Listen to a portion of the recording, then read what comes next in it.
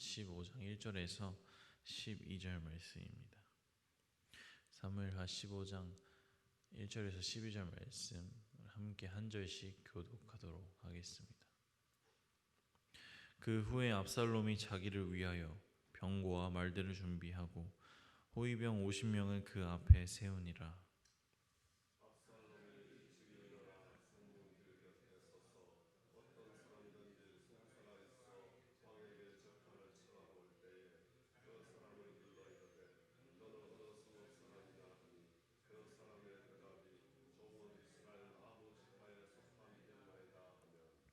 압살롬이 그에게 이르기를 보라, 내 일이 옳고 바르다마는 내 송사를 들을 사람을 왕께서 세우지 아니하셨다 하고,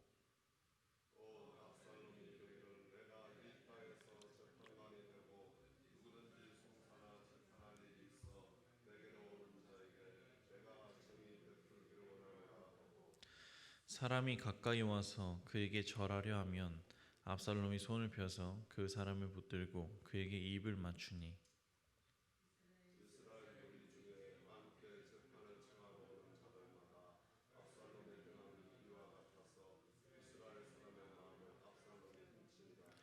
사 년 만에 압살롬이 왕께 아뢰되 내가 여호와께 서원하는 것이 있사오니 청하건대 내가 헤브론에 가서 그 서원을 이루게 하소서.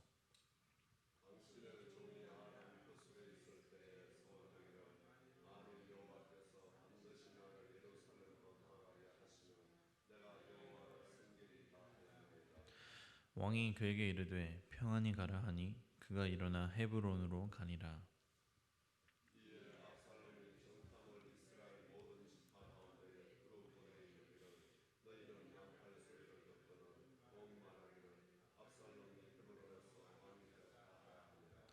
그때 청함을 받은 200명이 압살롬과 함께 예루살렘에서부터 헤브론으로 내려갔으니 그들은 압살롬이 꾸민 그 모든 일을 알지 못하고 그저 따라가기만 하는 사람들이라. 제사 드릴 때에 압살롬이 사람을 보내 다윗의 모사 길로 사람 아히도벨을 그의 성읍 길로에서 청하여 온지라. 반역하는 일이 커가매 압살롬에게로 돌아오는 백성이 많아지니라. 아멘. 오늘도 새벽기와 하나님 앞에 나와 예배드리는 성도님들 마음속에 하나님의 은혜가 함께하기를 소망합니다. 이제 본장 15장에서부터 19장까지 다윗의 통치 시대에 있어서 가장 큰 역사 정치적인 사건인 압살롬의 반역 사건이 이렇게 소개가 되어집니다. 이 시간 함께 나눈 본문은 분노를 참지 못해서 이복형을 살해하고 그슬로 도망쳤던 압살롬이 이제 다시 예루살렘으로 돌아와서 아버지 다윗과 화해를 함으로 자신의 지위를 회복하게 됩니다. 그리고 자신의 지위를 회복하자마자 본격적으로 반역을 위해서 음모를 추진하고 있는 압살롬의 모습을 담고 있습니다. 오늘 말씀을 나누면서 이 압살롬의 모습을 통해서 어떠한 하나님의 교훈이 있는지를 나누고자 합니다. 지난주 말씀에서 압살롬에게는 그 누구보다 뛰어난 면이 있다는 것을 나누었습니다. 그 뛰어난 면은 그의 외모였는데 성경에 기록될 정도로 그의 외모는 누구나 공인할 정도로 유명하고 또 아름다웠다고 합니다. 때문에 압살롬은 자신의 외모를 이용해서 사람들의 마음을 쉽게 얻을 수 있었지만 그 외모를 반역의 밑거름으로 활용을 합니다. 함께 1절을 우리 본문 1절을 합독하도록 하겠습니다. 그 후에 압살롬이 자기를 위하여 병거와 말들을 준비하고 호위병 50명을 그 앞에 세우니라. 아멘. 압살롬은 자신의 지위를 회복시키자마자 곧장 자신을 위대한 인물로 부각시키기 위해서 다른 이방 나라의 왕들이 행하였던 이런 화려한 행차들을 보여줍니다. 이렇게 함으로써 평소 이제 검소하게 다니던 아버지 다윗 왕을 상대적으로 초라하게 만들었고 또 사람들의 마음을 미혹하기 시작합니다. 그 다음 본문 2절부터 4절을 합독하도록 하겠습니다.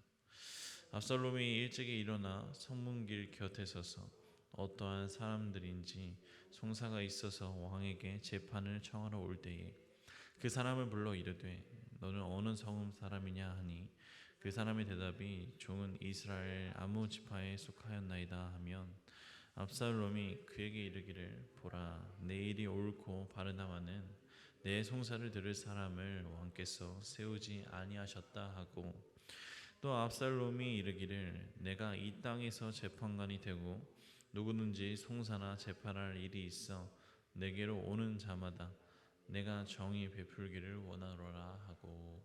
아멘.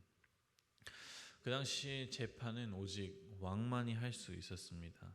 그런데 우리가 함께 나눈 2절 4절 말씀을 보니 압살롬은 백성들이 왕에게 재판을 청하러 올 때에 성문 앞에 서서 다윗 왕이 재판을 게을리한다면서 다윗을 매도하였고 심지어 자신을 공의로운 재판관이라고 자처하면서 자신에게 재판을 맡기라고 선언하였습니다.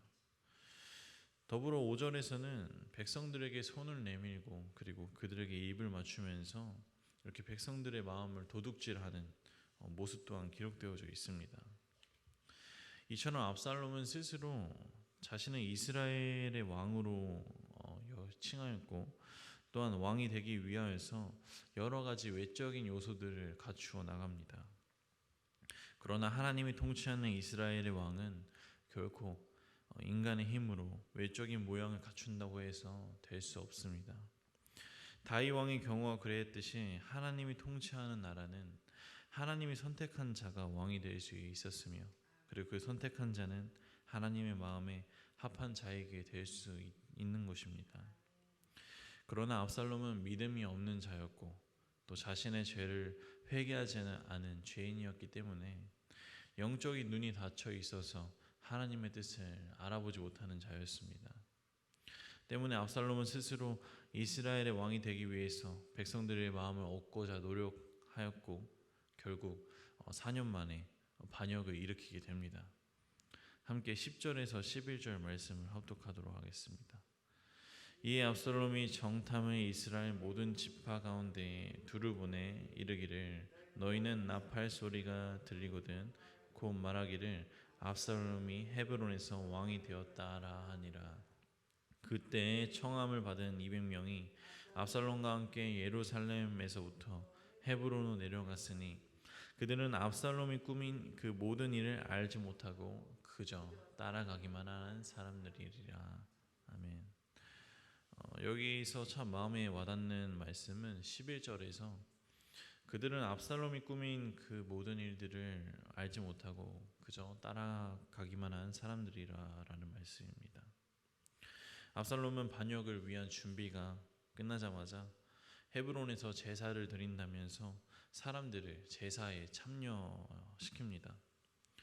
그러나 헤브론에 도착한 압살롬이 돌변하여서 자신이 이스라엘의 왕이 될 것을 선포하자 아무것도 모르고 따라간 백성들은 본의 아니게 역모에 가담하게 됩니다. 즉 어쩔 수 없이 압살롬에게 동조해야만 하는 입장에 처하게 된 것입니다. 성경에서는 왜 압살롬이 반역을 준비하는 과정을 이렇게 세세하게 기록한 이유가 무엇일까를 생각해 보았습니다. 이렇게 말씀을 묵상하면서 생긴 마음은 하나님께서 우리에게 영적인 경각심을 그리고 영적인 긴장감을 가지라는 그런 마음이 주셨습니다.